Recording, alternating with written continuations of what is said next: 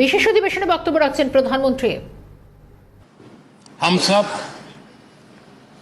इस ऐतिहासिक भवन से विदा ले रहे हैं।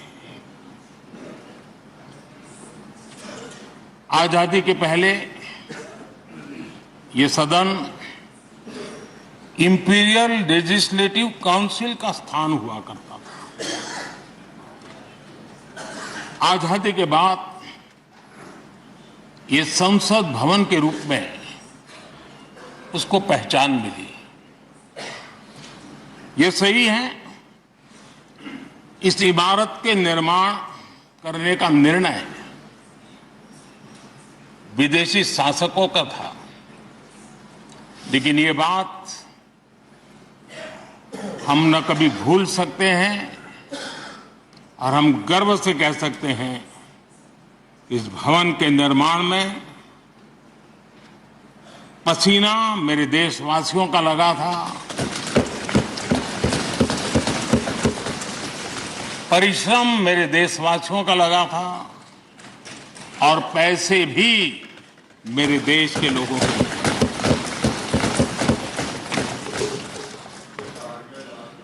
इस 75 वर्ष की हमारी यात्रा ने अनेक लोकतांत्रिक परंपराओं और प्रक्रियाओं का उत्तम से उत्तम सृजन किया है और इस सदन में रहे हुए सबने उसमें सक्रियता से योगदान भी दिया है और साक्षी भाव से उसको देखा भी है। हम भले नए भवन में जाएंगे, लेकिन पुराना भवन भी, ये भवन भी आने वाली पीढ़ियों को हमेशा हमेशा प्रेरणा देता रहेगा।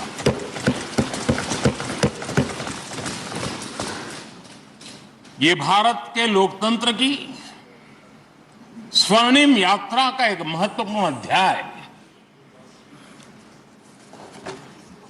जो सारी दुनिया को भारत की रगों में लोकतंत्र का सामर्थ्य कैसे है इसका परिचित कराने का काम इस इमारत से होता रहेगा। आदरणीय अध्यक्ष जी, अमृतकाल की प्रथम प्रभा का प्रकाश राष्ट्र में एक नया विश्वास, नया आत्मविश्वास, नया उमंग, नए सपने, नए संकल्प और राष्ट्र का नया सामर्थ्य उसे भर रहा है।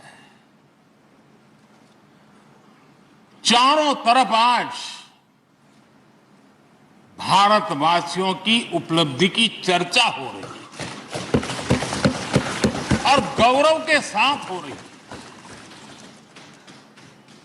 ये हमारे 75 साल के संसदीय इतिहास का एक सामूहिक प्रयास का परिणाम है, जिसके कारण विश्व में आज वो गूंज सुनाई दे रही है।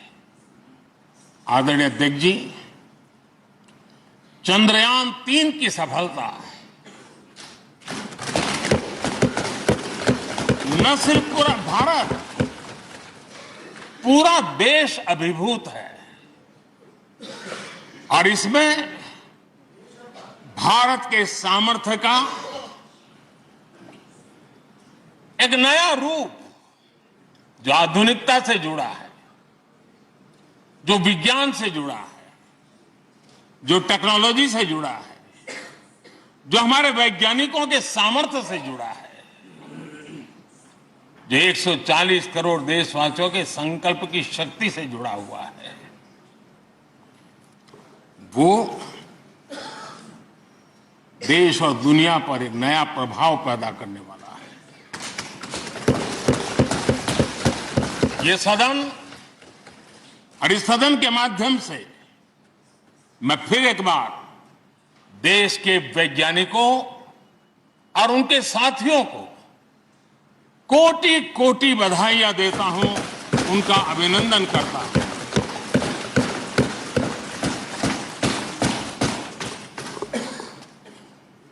आदरणीय अध्यक्ष जी, ये सदन ने भूतकाल में जब नेम की समिट हुई थी, सर्वसम्मति से प्रस्ताव पारित करके देश के इस प्रयास को सराहा था। आज G20 की सफलता को भी आपने सर्वसम्मति से सराहा है। मैं मानता हूं देशवासियों का आपने गौरव बढ़ाया है। मैं आपका आभार व्यक्त करता हूं। G20 की सफलता 140 करोड़ देशवासियों की है। ये भारत की सफलता है, किसी व्यक्ति की सफलता नहीं है, किसी दल की सफलता नहीं है। भारत के फेडरल स्ट्रक्चर ने, भारत की विविधता ने 60 स्थानों पर 200 से अधिक समिट और उसकी मेजबानी हिंदुस्तान के अलग अलग रंग रूप में देश की अलग अलग सरकारों ने बड़े आन बान शान से की और ये प्रभाव पूरे विश्व भर के मन पर पड़ा हुआ है। ये हम सबके सेलिब्रेट करने वाला विषय है, देश के गौरवगान को बढ़ाने वाला है। और जैसा आपने उल्लेख किया, भारत इस बात के लिए गर्व करेगा, जब भारत अध्यक्ष रहा उस समय अफ्रीकन यूनियन इसका सदस्य बना। मैं उस इमोशनल पल को भूल नहीं सकता जब अफ्रीकन यूनियन की घोषणा हुई और अफ्रीकन यूनियन के प्रेसिडेंट, उन्होंने एक इंटरव्यू में कहा कि मेरे जीवन में ऐसी पल थी, शायद मैं बोलते बोलते रो पड़ूंगा। आप कल्पना कर सकते हैं कि कितनी बड़ी अपेक्षा और आशाएं पूरी करने का काम भारत के भाग्य में आया। आदरणीय अध्यक्ष जी, भारत के प्रति शक करने का एक स्वभाव कई लोगों का बना हुआ है और जब आजादी मिली तब से चल रहा है। इस बार भी यही था, कोई डिक्लेरेशन नहीं होगा, असंभव है। लेकिन ये भारत की ताकत है कि वह भी हुआ और विश्व सर्वसम्मति से एक साझा घोषणा पत्र लेकर के आगे का रोड मैप लेकर के यहां से प्रारंभ हुआ है। और अध्यक्ष जी, आपके नेतृत्व में, क्योंकि भारत की अध्यक्षता नवंबर के आखिरी दिन तक है, इसलिए अभी हमारे पास जो समय है उसका उपयोग हम करने वाले हैं। और आपकी अध्यक्षता में दुनिया भर के ये जो G20 के सदस्य हैं, P20 पार्लियामेंट के स्पीकर्स की एक समिट जैसे आपने घोषणा की, सरकार का आपके इस प्रयासों को पूरा समर्थन रहेगा, पूरा सहयोग रहेगा। आदरणीय अध्यक्ष जी, हम सबके लिए गर्व की बात है, आज भारत विश्व मित्र के रूप में अपनी जगह बना पाया है। पूरा विश्व भारत में अपना मित्र खोज रहा है, पूरा विश्व भारत की मित्रता को अनुभव कर रहा है और उसका मूल कारण है हमारे जो संस्कार है, वेद से विवेकानंद तक जो हमने पाया है। सबका साथ सबका विकास का मंत्र आज विश्व को हमें साथ रहने में जोड़ रहा है। पार्लियामेंट पहुंच गया,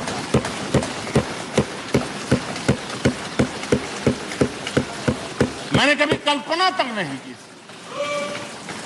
कि देश मुझे इतना सम्मान देगा, इतना आशीर्वाद देगा, इतना प्यार देगा। सोचा नहीं था। आदरणीय अध्यक्ष जी, हम में से बहुत लोग हैं जो संसद भवन के अंदर जो चीजें लिखी गई उसको पढ़ते भी रहते हैं, कभी कभी उसका उल्लेख भी करते हैं। हमारे यहाँ संसद भवन के प्रवेश द्वार पर एक छांदोग्य उपनिषद का एक वाक्य है, लोक द्वारम करके पूरा वाक्य है। उसका मतलब ही होता है कि जनता के लिए दरवाजे खोलिए और देखिए कि कैसे वो अपने अधिकारों को प्राप्त करती है। हमारे ऋषि मुनियों ने ये लिखा हुआ है, हमारे प्रवेश द्वार पर लिखा हुआ है। हम सब और हमारे पहले जो यहां रहे हैं वो भी इस सत्यता के साक्षी है। आदरणीय अध्यक्ष जी, समय रहते जैसे जैसे वक्त बदलता गया, यह हमारे सदन की संरचना भी निरंतर बदलती रही है और अधिक समावेशी बनती गई है। समाज के हर वर्ग का प्रतिनिधि विविधताओं से भरा हुआ इस सदन में नजर आता है। अनेक भाषाएं हैं, अनेक बोलियां हैं, अनेक पहरवेश हैं, अनेक खान-पान है। सदन के अंदर सब कुछ है और समाज के सभी तबके के लोग, चाहे वो सामाजिक रचना के हो, चाहे आर्थिक रचना के हो, चाहे गांव या शहर के हो, एक प्रकार से पूर्ण रूप से समावेशी वातावरण सदन में पूरी ताकत के साथ जन सामान्य की इच्छा आकांक्षाओं को प्रकट करता रहा है। दलित हो, पीड़ित हो, आदिवासी हो, पिछड़े हो, महिलाएं हो, हर एक का धीरे धीरे धीरे योगदान बढ़ता चला गया है। आदरणीय अध्यक्ष जी, प्रारंभ में महिलाओं की सदस्य संख्या कम थी, लेकिन धीरे धीरे माताओं बहनों ने भी इस सदन की गरिमा को बढ़ाया है। इस सदन के गरिमा में बहुत बड़ा बदलाव लाने में उनका योगदान रहा है। आदरणीय अध्यक्ष जी, प्रारंभ से अब तक एक मोटा मोटा हिसाब लगाता था, करीब करीब 7,500 से अधिक जनप्रतिनिधि दोनों सदनों में मिलाकर के योगदान दे चुके हैं। इतने सालों में 7,500 से करीब ज्यादा।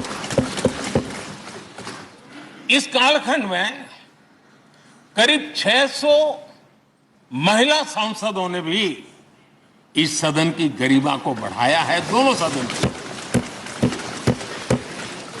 और आदरणीय अध्यक्ष जी, आप जानते हैं कि इस सदन में आदरणीय इंद्रजीत गुप्ता जी 43 ईयर, अगर मेरी गलती नहीं हो तो 43 ईयर इस सदन में लंबा समय बैठ करके इस सदन के साक्षी बनने का उनको सौभाग्य मिला। और यही सदन है आदरणीय अध्यक्ष जी, जहां शकीकुर रहमान जी 93 की एज में भी सदन में अपना योगदान देते रहे, जबकि उनकी उम्र 93। और आदरणीय अध्यक्ष जी, ये भारत के लोकतंत्र की ताकत है कि 25 साल की उम्र की चंद्रमणि मुर्मू इस सदन की सदस्य बनी थी। सिर्फ 25 साल की उम्र की सबसे छोटी उम्र की सदस्य बनी थी। आदरणीय अध्यक्ष महोदय, वाद विवाद, कटाक्ष, ये सब कुछ हम सबने अनुभव किया है, हम सबने इनिशिएट भी किया है, कोई बाकी नहीं है। लेकिन उसके बावजूद भी शायद जो परिवार भाव हम लोगों के बीच में रहा है, हमारे पहले की पीढ़ियों में भी रहा है, जो लोग प्रचार माध्यमों से हमारे यहां का रूप देखते हैं और बाहर निकलते ही हमारा जो अपनापन होता है, परिवार भाव होता है, वो एक अलग ही ऊंचाई पर ले जाता है। और ये भी इस सदन की ताकत है। एक परिवार भाव और उसके साथ साथ हम कभी कड़वाहट पाल करके नहीं जाते हैं। हम उसी प्यार से सदन छोड़ने के कई वर्षों के बाद भी मिल जाए तो भी उस प्यार को कभी भूलते नहीं है, उस स्नेह भरे याद दिनों को भूलते नहीं है। वो मैं अनुभव कर सकता हूं। आदरणीय अध्यक्ष जी, हमारे पहले भी और वर्तमान भी हमने कई बार देखा है कि अनेक संकटों के बावजूद भी, अनेक असुविधाओं के बावजूद भी सांसद सदन में आए हैं और उन्होंने शारीरिक पीड़ा भी असह्य हो तो भी सदन में एक सांसद के रूप में, जनप्रतिनिधि के रूप में अपना कर्तव्य निभाया है। ऐसी अनेक घटनाएं आज हमारे सामने हैं। गंभीर गंभीर बीमारियों के बावजूद भी कोई व्हीलचेयर में आना पड़ा, किसी को डॉक्टरों को बाहर खड़े रख करके अंदर आना पड़ता, लेकिन सभी सांसदों ने कभी न कभी इस प्रकार से अपनी भूमिका निभाई। कोरोना काल हमारे सामने उदाहरण है। हर परिवार में रहता था कहीं बाहर जाए तो मौत को बुलावा न दे दे, उसके बावजूद भी हमारे माननीय सांसद दोनों सदन में कोरोना काल के इस संकट की घड़ी में भी सदन में आए, अपना कर्तव्य निभाया। हमने राष्ट्र का काम रुकने नहीं दिया। आवश्यकता पड़ी, डिस्टेंस रखना भी था और बार बार टेस्टिंग भी करना पड़ता था। सदन में आते थे लेकिन मास्क पहनना पड़ता था। बैठने की रचना भी अलग अलग की, समय भी बदले गए। हर चीज के साथ राष्ट्र का काम रुकना नहीं चाहिए, इस भाव से सभी सदस्यों ने इस सदन को अपने कर्तव्य का महत्वपूर्ण अंग माना, संसद को चलाए रखा। और मैंने देखा है कि इस सदन से इतना लगाव लोगों का रहता है कि पहले कभी हम देखते थे कोई 30 साल पहले सांसद रहा होगा, कोई 35 साल पहले रहा होगा, लेकिन वो सेंट्रल हॉल तो जरूर आएगा। जैसे मंदिर जाने की आदत होती है वैसे उनको सदन में आने की आदत है। इस जगह का लगाव बन जाता है, एक आत्मीय भाव से जुड़ाव हो जाता है। और ऐसे बहुत से पुराने लोग हैं जो आते जाते भी मन करता है जरा चलो एक चक्कर काट ले। आज उनका जनप्रतिनिधि के नाते दायित्व तो नहीं है, लेकिन भूमि के प्रति उनका लगाव हो जाता है। ये सामर्थ्य होता है इस सदन का। आदरणीय अध्यक्ष महोदय, आजादी के बाद बहुत बड़े बड़े विद्वान लोगों ने बहुत आशंकाएं व्यक्त की थी। पता नहीं देश का क्या होगा, चल पाएगा कि नहीं चल पाएगा, एक रहेगा कि बिखर जाएगा, लोकतंत्र बना रहेगा नहीं, 50। लेकिन इस देश की संसद की ताकत है कि पूरे विश्व को गलत सिद्ध कर दिया और ये राष्ट्र पूरे सामर्थ्य के साथ आगे बढ़ता रहा। और इस विश्वास से कि हम भले आशंकाएं होंगी, घने काले बादल होंगे, लेकिन सफलता प्राप्त करते रहेंगे। और ये हम सब लोगों ने, हमारी पुरानी पीढ़ियों ने मिलकर के इस काम को करके दिखाया है। इसका गौरवगान करने का ये अवसर है।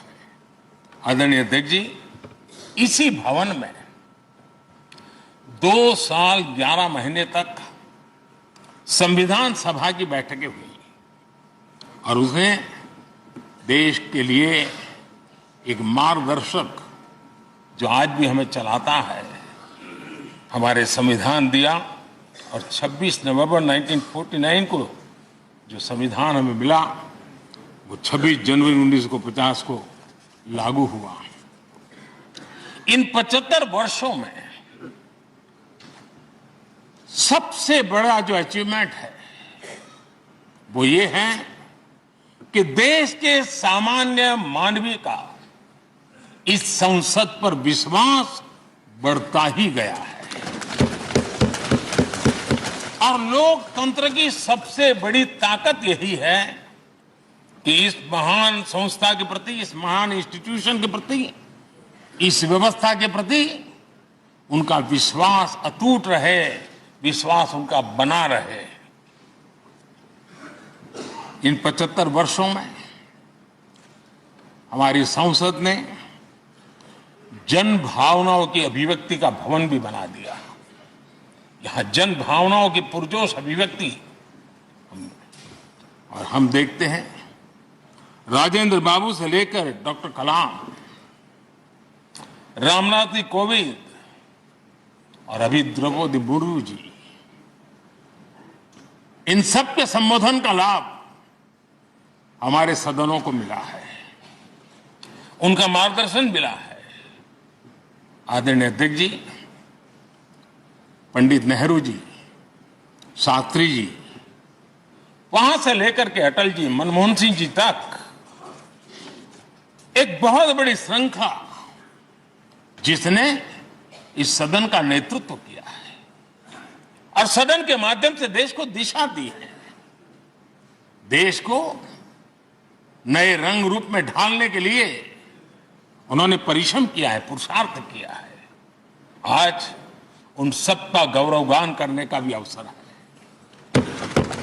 आदरणीय अध्यक्ष जी, सरदार वल्लभ भाई पटेल, लोहिया जी, चंद्रशेखर जी, आडवाणी जी, न जाने अनगिनत नाम, जिन्होंने हमारे इस सदन को समृद्ध करने में, चर्चाओं को समृद्ध करने के लिए, देश के सामान्य से सामान्य व्यक्ति की आवाज को ताकत देने का काम इस सदन में किया है। विश्व के भी अनेक राष्ट्राध्यक्षों ने हमारे इन सदनों को संबोधित करने का भी अवसर आए हैं और उनकी बातों में भी भारत के लोकतंत्र के प्रति आदर का भाव व्यक्त हुआ है। आदरणीय अध्यक्ष जी, उमंग उत्साह के पल के बीच भी कभी सदन की आंख से आंसू भी बहे। यह सदन दर्द से भर गया जब देश को 3 अपने प्रधानमंत्री, उनको अपने कार्यकाल में ही खोने की नौबत आई, नेहरू जी, शास्त्री जी और इंदिरा जी। तब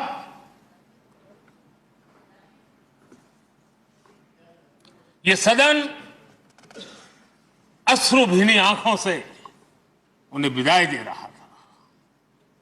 आदरणीय अध्यक्ष जी, अनेक चुनौतियों के बावजूद भी हर स्पीकर ने, हर सभापति ने बेहतरीन तरीके से दोनों सदनों को सुचारू रूप से चलाया है और अपने कार्यकाल में उन्होंने जो निर्णय किए, वो निर्णय मावलंकर जी से काल से शुरू हुए हो या सुमित्रा जी के कालखंड के हो या बिरला जी के, आज भी उन निर्णयों को रेफरेंस पॉइंट माना जाता है। ये काम हमारे करीब 17 स्पीकर और उसमें 2 हमारी महिला स्पीकर ने भी, और मावलंकर जी से लेकर के सुमित्रा ताई तक और बिरला जी का मार्गदर्शन आज भी हमें मिल रहा है। हर एक ने अपनी अपनी शैली रही है, लेकिन उन्होंने सबको साथ लेकर के नियमों कानूनों के बंधन में इस सदन को हमेशा ऊर्जावान बनाए रखा है। मैं आज उन सभी स्पीकर महोदय को भी आज वंदन करता हूं, अभिनंदन करता हूं। आदरणीय अध्यक्ष जी, ये सही है कि हम जनप्रतिनिधि अपनी अपनी भूमिका निभाते हैं, लेकिन सातत्यपूर्ण तरीके से हमारे बीच जो एक टोली बैठती है, उनकी भी कई पीढ़ियां बदल गई है। कभी कागज लेके दौड़ के आते हैं, उनका भी योगदान कम नहीं है।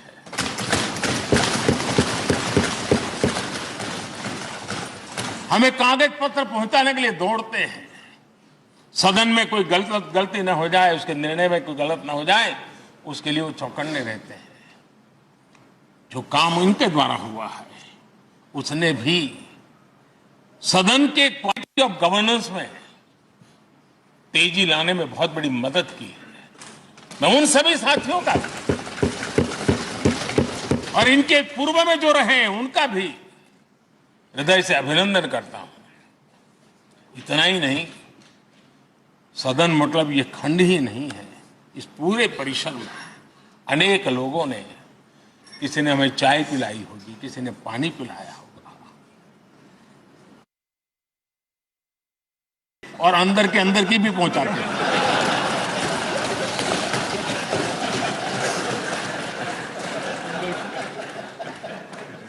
और मैंने देखा कि ऐसे पत्रकारिता जिन्होंने संसद को कवर किया,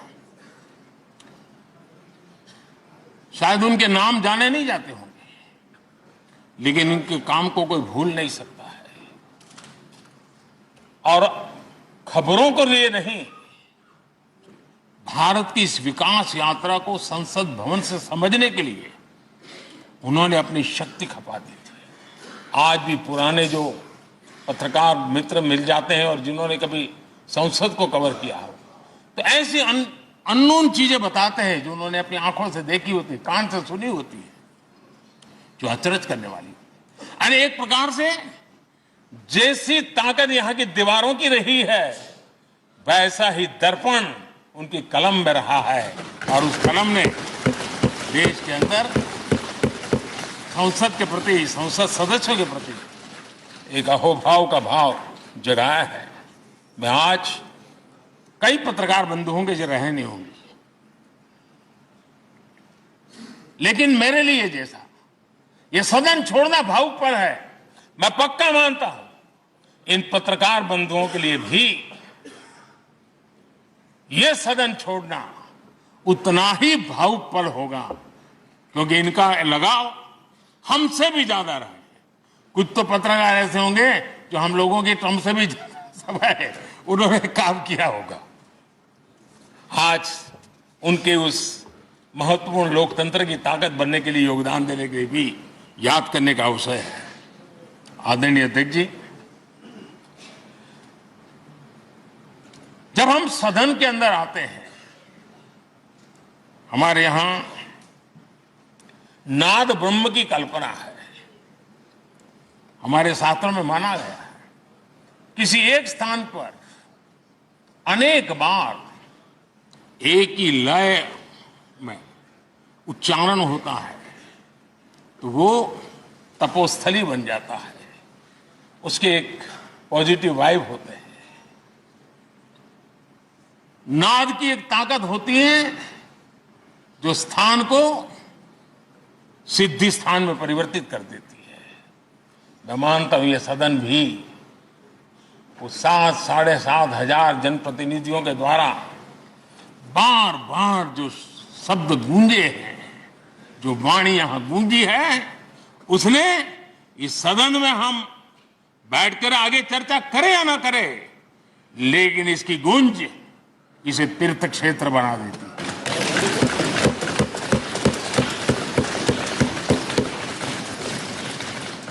एक जागृत जगह बन जाती है, और लोकतंत्र की प्रति श्रद्धा रखने वाला व्यक्ति आज से 50 साल के बाद भी जब यहां देखने के लिए भी आएगा तो उसे उस गूंज की अनुभूति होगी कि कभी भारत की आत्मा की आवाज यहां पर गूंजती थी।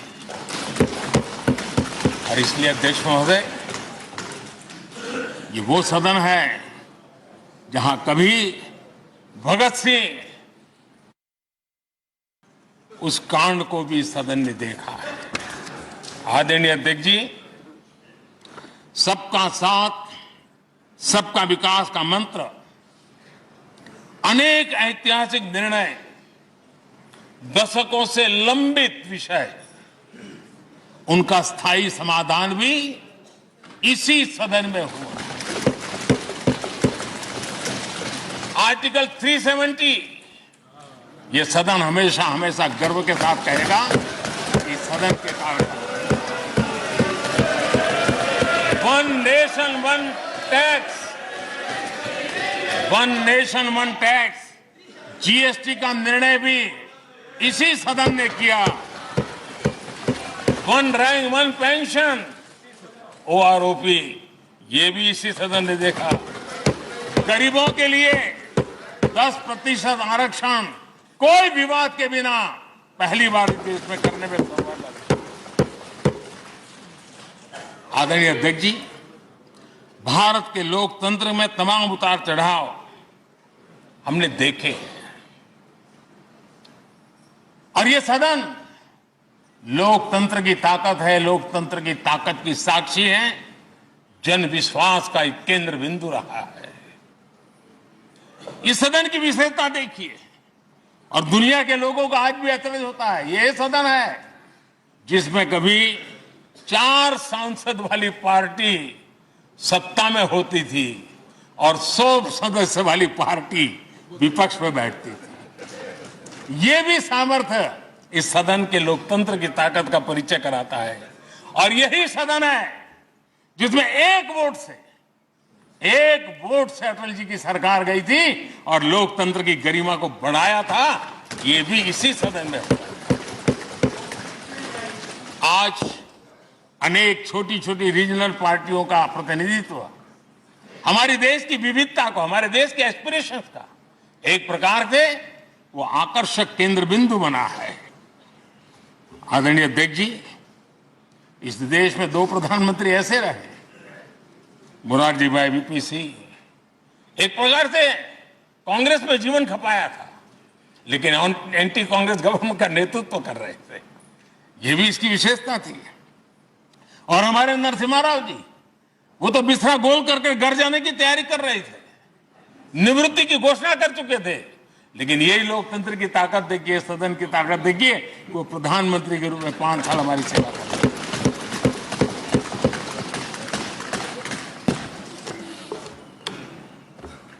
आदरणीय अध्यक्ष जी, सबकी सहमति से कठिन कार्य होते हुए हमने देखे हैं। 2000 की साल थी, अटल जी की सरकार थी। इसी सदन ने 3 राज्यों का गठन सर्व स्वीकृति से किया और बड़े उमंग उत्साह से किया। जब छत्तीसगढ़ की रचना हुई तो उत्सव छत्तीसगढ़ ने भी मनाया, उत्सव मध्य प्रदेश ने भी मनाया। जब उत्तराखंड की रचना हुई तो उत्सव उत्तराखंड ने भी मनाया, उत्सव उत्तर प्रदेश ने भी मनाया। जब झारखंड की रचना हुई तो उत्सव झारखंड ने भी मनाया, उत्सव बिहार ने भी बताया। ये हमारे सदन का सामर्थ्य, सब सहमति का वातावरण बना करके। लेकिन कुछ कड़वी यादें वो भी हैं कि तेलंगाना के हक को दबोचने के लिए भारी प्रयास हुए, खून की नदियां भी बही और बनने के बाद न तेलंगाना उत्सव मना पाया, न आंध्र उत्सव मना पाया। एक कटुता के बीज बो दिए गए। अच्छा होता उसी उमंग और उत्साह के साथ हम तेलंगाना का निर्माण करते तो एक नई ऊंचाई पर आज तेलंगाना पहुंच चुका होता। आदरणीय अध्यक्ष जी, संविधान सभा ने, आदरणीय अध्यक्ष जी, इस सदन की परंपरा रही है। संविधान सभा ने उस समय अपना दैनिक भत्ता 45 रुपये से कम करके 40 कर दिया था। उनको लगा हमें इसको कम करना चाहिए। आदरणीय अध्यक्ष जी, यही सदन है कैंटीन में मिलने वाली सब्सिडी, जो बहुत कम पैसे में खाना मिलता था, इसी सदस्यों ने उस सब्सिडी को भी खत्म कर दिया और पूरा पैसा देकर के अब कैंटीन में खाते। आदरणीय अध्यक्ष जी, कोरोना काल में जब जरूरत पड़ी तो यही सांसद जिन्होंने एमपी लेड फंड को छोड़ दिया और देश को इस संकट की घड़ी में मदद करने के लिए आगे आए। इतना ही नहीं, कोरोना काल में इसी सदन के सांसदों ने अपने तनख्वाह में 30% 30% कटौती की और उन्होंने देश के सामने आए हुए संकट में अपनी बहुत बड़ी जिम्मेवारी निभाई। आदरणीय अध्यक्ष जी, हम गर्व से कह सकते हैं, ये सदन में बैठे हुए लोग भी कह सकते हैं, हमारे पूर्वज जो सदन में बैठे थे वो भी कह सकते हैं कि हम ही लोग हैं जिन्होंने हम पर डिसिप्लिन लाने के लिए हमारे यहां जनप्रतिनिधित्व कानून में समय समय पर कठोरता बरती। नियम हमने ही लादे, हमने ही तय किया कि नहीं, जनप्रतिनिधि के जीवन में ये नहीं हो सकता। मैं मानता हूं ये जीवंत लोकतंत्र का बहुत बड़ा उदाहरण है और ये सदन ने दिया है, यही माननीय सांसदों ने दिया है और हमारी पुरानी पीढ़ी के सांसदों ने दिया है। और मैं मानता हूं कि कभी कभी उन चीजों को भी याद करना चाहिए। आदरणीय अध्यक्ष जी, हम जो वर्तमान सांसद हैं उनके लिए तो ये विशेष सौभाग्य का अवसर है। सौभाग्य का अवसर इसलिए है कि हमें इतिहास और भविष्य दोनों की कड़ी बनने का अवसर मिलता है।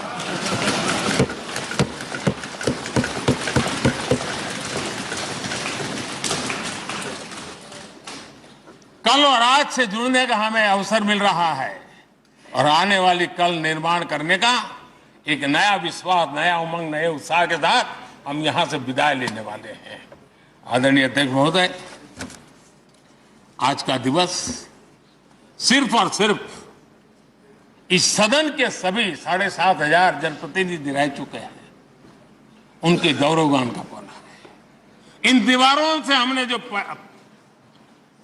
प्रेरणा पाई है, जो नया विश्वास पाया है, उसको लेकर जाने का है। बहुत सी बातें ऐसी थी जो सदन में हर किसी की ताली की हकदार थी, लेकिन शायद राजनीति उसमें भी आड़े आ गई। नेहरू जी के योगदान का गौरवगान अगर इस सदन में होता है, कौन सदस्य होगा जिसको ताली बजाने का मन न करे। लेकिन उसके बावजूद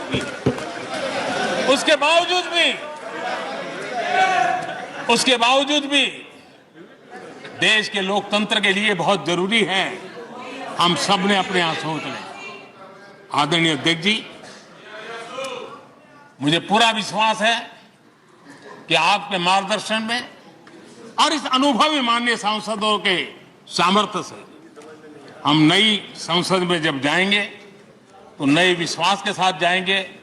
मैं फिर एक बार, आज पूरा दिवस आपने इन पुरानी स्मृतियों को ताजा करने के लिए दिया, एक अच्छे वातावरण में सबको याद करने का मौका दिया।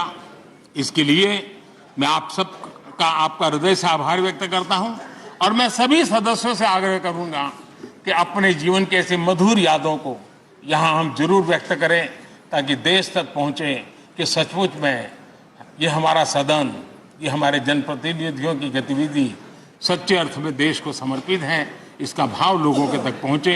इसी एक अपेक्षा के साथ मैं फिर एक बार इस धरती को प्रणाम करता हूं, इस सदन को प्रणाम करता हूं,